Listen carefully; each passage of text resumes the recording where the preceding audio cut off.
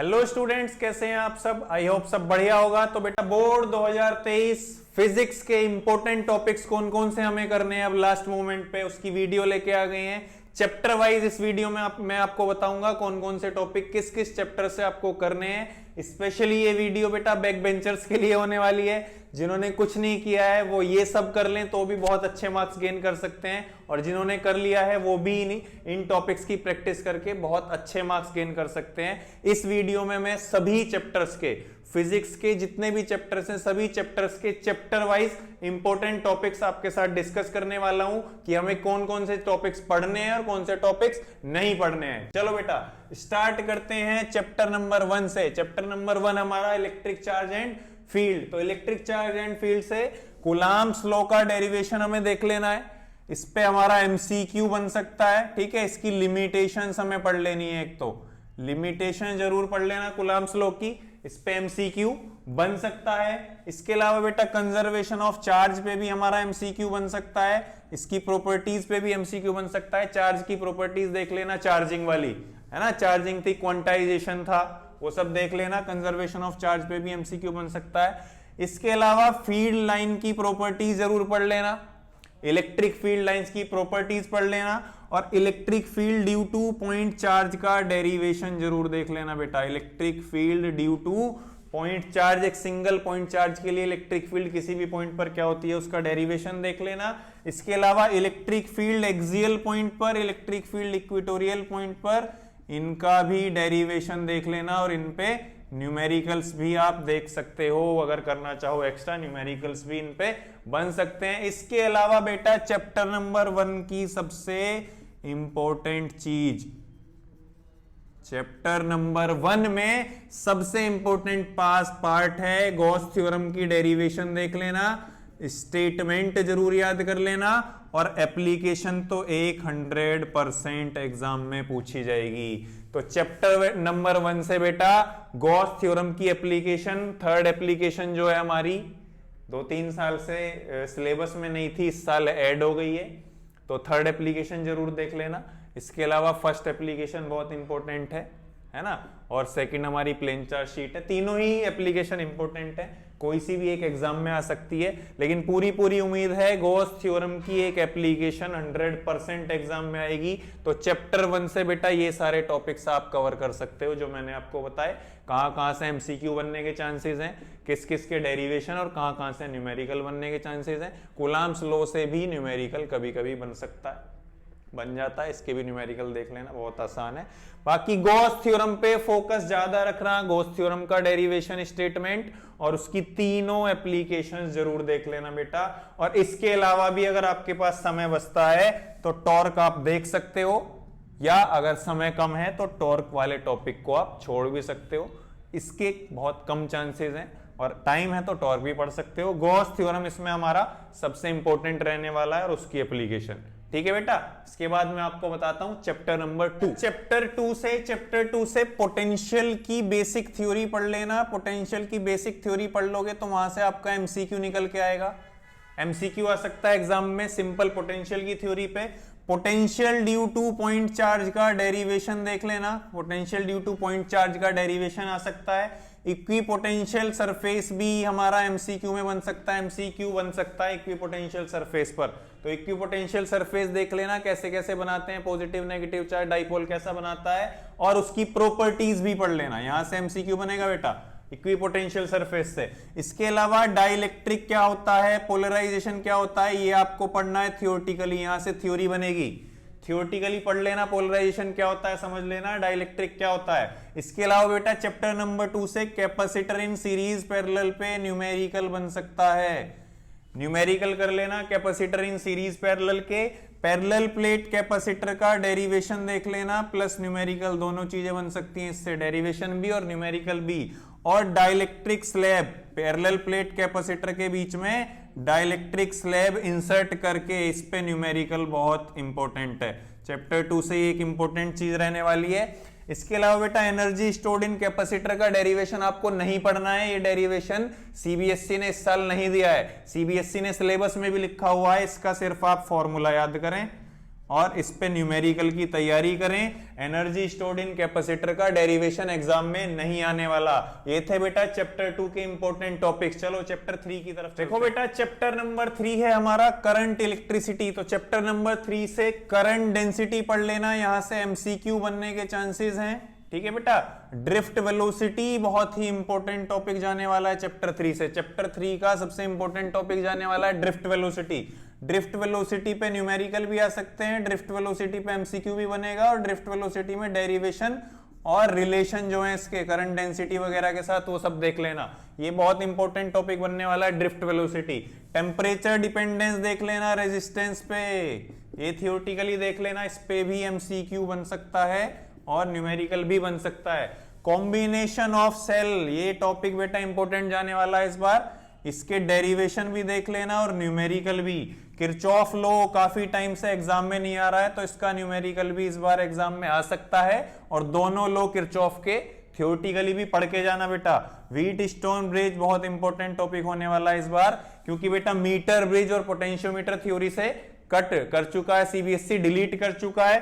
तो इकलौता ये टॉपिक बचा व्हीट स्टोन ब्रिज, जो जरूरी एग्जाम में आएगा। इसका डेरिवेशन और इस पे न्यूमेरिकल दोनों आपको देखने हैं। ये चैप्टर 3 था बेटा। चैप्टर 3 काफी कुछ कट हो गया है इसमें से, पोटेंशियोमीटर, मीटर ब्रिज वगैरह काफी छोटा रह गया है ये चैप्टर, और बहुत अच्छा चैप्टर है, मार्क्स गेनिंग चैप्टर है। ये सारे टॉपिक्स इस चैप्टर में आपको कवर करने हैं। तो चलो चलते हैं फिर चैप्टर नंबर 4 की तरफ। देखो बेटा chapter number 4 moving charge and magnetism से हमें क्या क्या पढ़ना है। Biot Savart law, Ampere circuital law, इन दोनों की हमें स्टेटमेंट पढ़ लेनी है। एक तो ये दोनों लॉ कहते क्या हैं, स्टेटमेंट पढ़ लेनी है, और इन दोनों की एप्लीकेशंस हमें पढ़ लेनी है। इन दोनों की एप्लीकेशंस के डेरिवेशन भी और न्यूमेरिकल भी उन पे आने वाले। और इन दोनों लॉ की, bio Savart law, Ampere circuital law की स्टेटमेंट हमें पता होनी चाहिए, और इनकी जो दो एप्लीकेशंस है वो हमें दोनों आनी चाहिए, चारों आनी चाहिए, मतलब 2 इसकी भी और 2 इसकी भी। बहुत इंपॉर्टेंट है।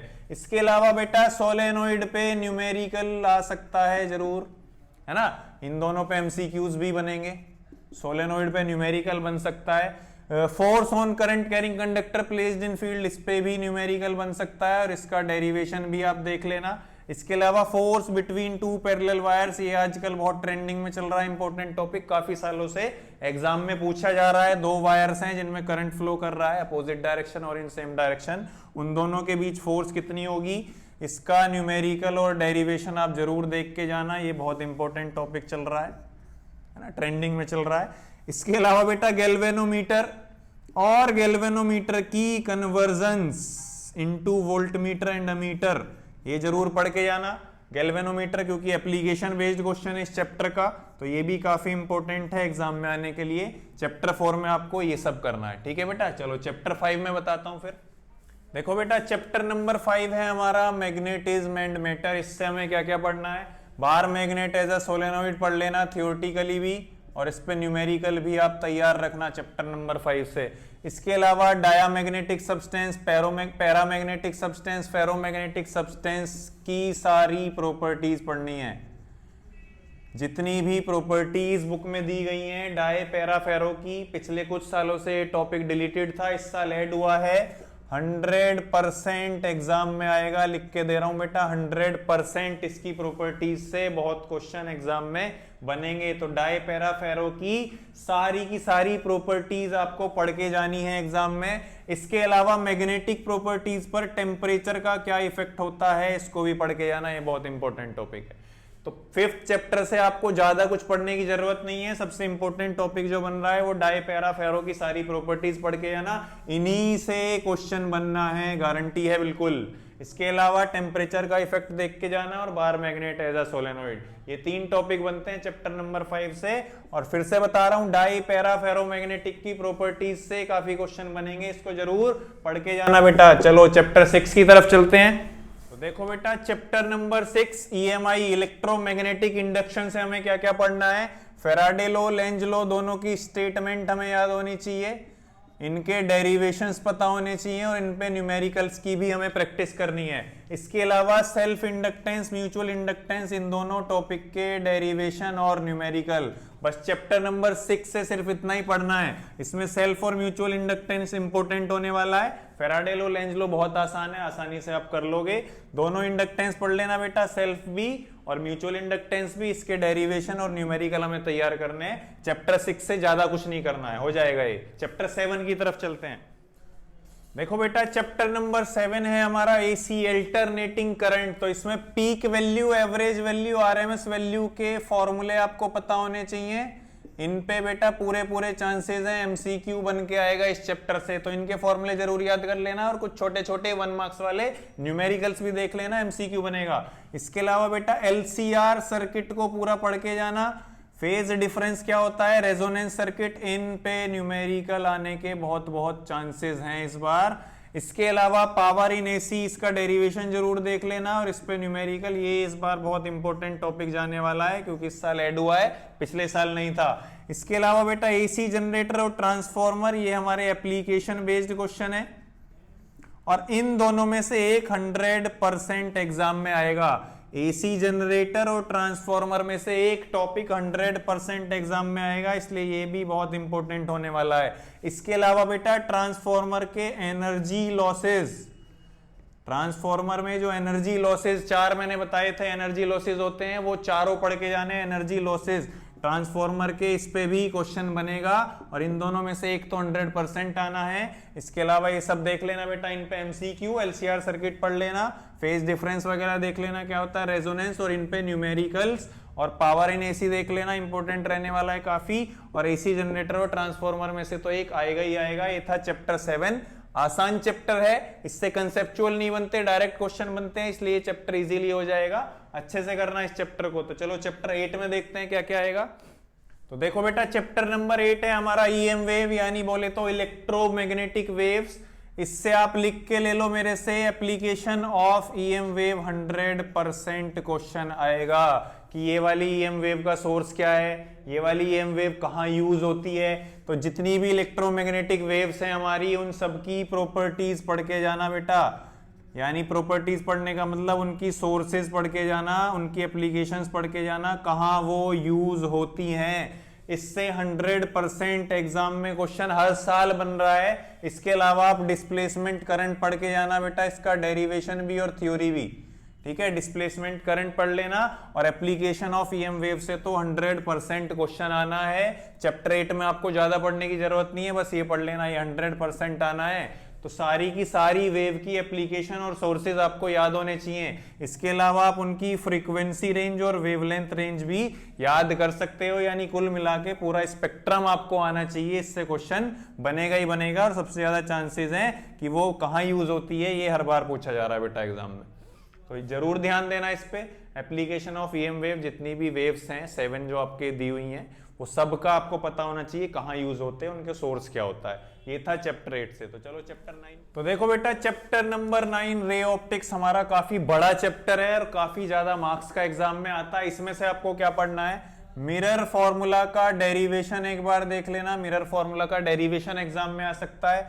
Focal length radius of curvature की हाफ होती है मिरर में, इसका डेरिवेशन भी आपको देख लेना है। इसके अलावा बेटा TIR की एप्लीकेशंस देख लेना, टोटल इंटरनल रिफ्लेक्शन कहाँ कहाँ होता है, और इसका न्यूमेरिकल तो 100% एग्जाम में आना ही आना है। इस पे न्यूमेरिकल जरूर देख लेना। TIR पे हर साल एग्जाम में आ रहा है कि कोई भी आपको मीडियम दिया होगा, लाइट एंटर करनी है और उसका ट्रेस करना होगा पाथ, ट्रेस द पाथ वाला क्वेश्चन हर साल एग्जाम में आ रहा है। TIR से रिलेटेड है वो, ट्रेस द पाथ वाला क्वेश्चन जरूर देख के जाना, 100% आएगा। ऑप्टिकल फाइबर को थियोरेटिकली पढ़ लेना, इससे कुछ नहीं आने वाला, इसकी थ्योरी पढ़ लेना बस, ज्यादा कुछ नहीं।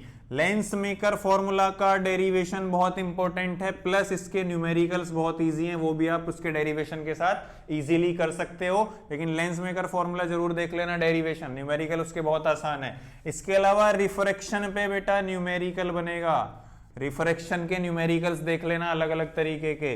प्रिज्म का तो आप थ्योरी भी पढ़नी है, प्रिज्म की डेरिवेशन भी देखना है और न्यूमेरिकल भी। प्रिज्म बहुत इंपॉर्टेंट होने वाला है इस बार, प्रिज्म प्रिज्म से क्वेश्चन हर बार एग्जाम में आता है, चाहे थियोरेटिकली आए, चाहे डेरिवेशन आए या उसका न्यूमेरिकल आए। एक ये क्वेश्चन और एक ट्रेस द पाथ वाला, ये काफी आए हैं क्वेश्चन, इस पे ध्यान रखना, टीआईआर की एप्लीकेशन वाला। और प्रिज्म पे काफी क्वेश्चन बन रहे हैं। इसके अलावा टेलीस्कोप माइक्रोस्कोप में से 100% एग्जाम में आएगा, चाहे वो माइक्रोस्कोप आए या टेलीस्कोप आए, या उसके अंदर reflecting type telescope refracting type से अच्छा क्यों होता है, वो क्वेश्चन भी उसके साथ ऐड होके बहुत पूछा जा रहा है। तो ये था बेटा चैप्टर नंबर 9 रे ऑप्टिक्स से आपको क्या क्या करना है, अब देखते हैं। तो देखो बेटा चैप्टर नंबर 10 वेव ऑप्टिक्स से हमें क्या क्या करना है। हाइगन के प्रिंसिपल पढ़ लेना थियोरेटिकली ये क्वेश्चन एग्जाम में आ सकता है, हाइगन के प्रिंसिपल क्या थे। इसके अलावा हाइगन थ्योरी से रिफ्लेक्शन रिफ्रैक्शन का डेरिवेशन देख लेना। हाइगन प्रिंसिपल से हमने रिफ्लेक्शन और रिफ्रैक्शन ड्राइव किए थे, उसका डेरिवेशन देख लेना। यंग्स डबल स्लिट, इसमें तो डेरिवेशन भी और न्यूमेरिकल भी दोनों देखने हैं हमें। यंग्स डबल स्लिट एक्सपेरिमेंट का डेरिवेशन भी देख लेना, फ्रिंज विड्थ का, और उस पे न्यूमेरिकल्स भी। इसके अलावा इंटरफेरेंस और डिफ्रैक्शन, इन दोनों में डिफरेंस बहुत पूछा जा रहा है कि इंटरफेरेंस और डिफ्रैक्शन में क्या डिफरेंस है, और इनके न्यूमेरिकल्स जरूर तैयार कर लेना। चैप्टर नंबर 10 से बस आपको ये करना है। चैप्टर नंबर 11 की तरफ चलते हैं। तो देखो बेटा chapter number 11 dual nature of matter से हमें क्या क्या पढ़ना है। आइंस्टीन की इक्वेशन बहुत ज्यादा इंपॉर्टेंट है इस बार एग्जाम में आने के लिए। इस पर न्यूमेरिकल देख लेना, इसकी थ्योरी देख लेना और इसका डेरिवेशन, तीनों चीजें देखनी है। Einstein equation, de Broglie wavelength से न्यूमेरिकल बनेगा, इससे हमें सिर्फ न्यूमेरिकल देखना है, डी ब्रोगली। इसके अलावा फोटो इलेक्ट्रिक एक्सपेरिमेंट देख लेना, कौन कौन से हुए थे, है ना। फोटो इलेक्ट्रिक थियोरेटिकली पढ़ लेना, फोटो इलेक्ट्रिक इफेक्ट। उसके अलावा आइंस्टीन, सबसे इंपॉर्टेंट टॉपिक यही जा रहा है 11 चैप्टर में। आइंस्टीन इक्वेशन जो बनाई थी एनर्जी की, उस पर न्यूमेरिकल देख लेना, डेरिवेशन देख लेना उसका। और डी ब्रोगली के तो बहुत आसान न्यूमेरिकल्स हैं, ये आप इजीली कर जाओगे चैप्टर 11 से। बस यही 3 टॉपिक हमें देखने हैं। चलो चैप्टर 12 को देखते हैं। देखो बेटा चैप्टर नंबर 12 है हमारा एटम। एटम से हमें क्या क्या कवर करना है। रदरफोर्ड और बोर का मॉडल आपको पढ़ के जाना है थियोरेटिकली पढ़ लेना। रदरफोर्ड मॉडल क्या था और बोर ने क्या क्या दिया था, थियोरेटिकली पढ़ लेना। इससे एमसीक्यू भी बन सकते हैं और थियोरेटिकल क्वेश्चन भी बनेगा। इसके अलावा रेडियस, वेलोसिटी और एनर्जी के डेरिवेशन, ये बहुत इंपॉर्टेंट है। इसमें से एक डेरिवेशन 100% एग्जाम में आने वाला है। रेडियस, एटम की वेलोसिटी, इलेक्ट्रॉन की वेलोसिटी और एनर्जी के बारे में जो हमने डेरिवेशंस किए थे, उनमें से एक डेरिवेशन जरूर आपको मिल जाएगा। इसके अलावा हाइड्रोजन का स्पेक्ट्रम पूरा पढ़ के जाना बेटा। Lyman, Balmer, Paschen, Brackett, Pfund, सारी की सारा स्पेक्ट्रम देख के जाना, ठीक है। हाइड्रोजन का पूरा स्पेक्ट्रम, यहां से क्वेश्चन बनेगा। इसके अलावा चैप्टर नंबर 13 न्यूक्लियाई से हमें क्या क्या पढ़ना है। रेडियस ऑफ न्यूक्लियाई पढ़ लेना, न्यूक्लियस की रेडियस जो हमने निकाली थी, ठीक है। इसके अलावा बाइंडिंग एनर्जी देख लेना और बाइंडिंग एनर्जी कर्व देख लेना, उसमें स्टेबिलिटी बेल्ट का ध्यान रखना। बाइंडिंग एनर्जी आप वहां से कर सकते हो और कर्व उसका आना चाहिए। इसके अलावा न्यूक्लियर फ्यूजन, इनको भी एक बार नजर मार लेना, इनको भी देख के जाना, वरना बाइंडिंग एनर्जी इसमें बहुत इंपॉर्टेंट टॉपिक होने वाला है इस साल के लिए, ठीक है बेटा। ये था चैप्टर नंबर 12 और 13 के इंपॉर्टेंट टॉपिक्स। एक चैप्टर बचता है, चैप्टर नंबर 14 में बताता हूं क्या क्या इंपॉर्टेंट है। तो देखो बेटा लास्ट चैप्टर नंबर 14 सेमीकंडक्टर से हमें क्या क्या पढ़ना है। एनर्जी बैंड डायग्राम, देखो सबसे पहली बात तो ये बताऊं, चैप्टर नंबर 14 सेमीकंडक्टर से कोई न्यूमेरिकल नहीं आने वाला, पूरा थियोरेटिकल टॉपिक है, पूरा थियोरेटिकल चैप्टर है और 5, 6 या 7 नंबर आपको ये देके जाएगा। इसमें क्या पढ़ना है, एनर्जी बैंड डायग्राम पढ़ लेना, कंडक्टर का, इंसुलेटर का और semiconductor P type N type, सारे एनर्जी बैंड डायग्राम बनाने आपको आने चाहिए। सबकी थियोरेटिकल नॉलेज पूरी पढ़ के जाना, एनर्जी बैंड गैप वगैरह क्या होता है, कितना होता है। उसके अलावा पीएन जंक्शन डायोड पढ़ना, दोनों बाइसिंग पढ़ना, उसकी फॉरवर्ड भी और रिवर्स भी, पूरा थियोरेटिकल चैप्टर है, बहुत इजीली ये चैप्टर आप कर सकते हो। इसके अलावा रेक्टिफायर्स पढ़ के जाना बेटा, फुल वेव रेक्टिफायर और हाफ वेव, उनकी इनपुट आउटपुट वेव फॉर्म जरूर आपको बनानी आनी चाहिए। वेव फॉर्म बनाए बिना कुछ नहीं हो पाएगा रेक्टिफायर में, वेव फॉर्म बनानी जरूर आनी चाहिए और एप्लीकेशन भी इनकी याद करके जाना, ठीक है बेटा। ये चैप्टर 14 से करना है आपको। तो चैप्टर नंबर 1 से लेके 14 यानी फिजिक्स के सारे चैप्टर के इंपॉर्टेंट टॉपिक्स मैंने आपको बता दिए, कहां से एमसीक्यू बन सकता है, कहां से डेरिवेशन किसका करना है आपको, कहां से न्यूमेरिकल बन सकता है, पूरे सिलेबस के इंपॉर्टेंट टॉपिक्स मैंने आपको बता दिए हैं। All the very best. ये सारे टॉपिक्स आपको पढ़ के जाने हैं एग्जाम में। Thank you.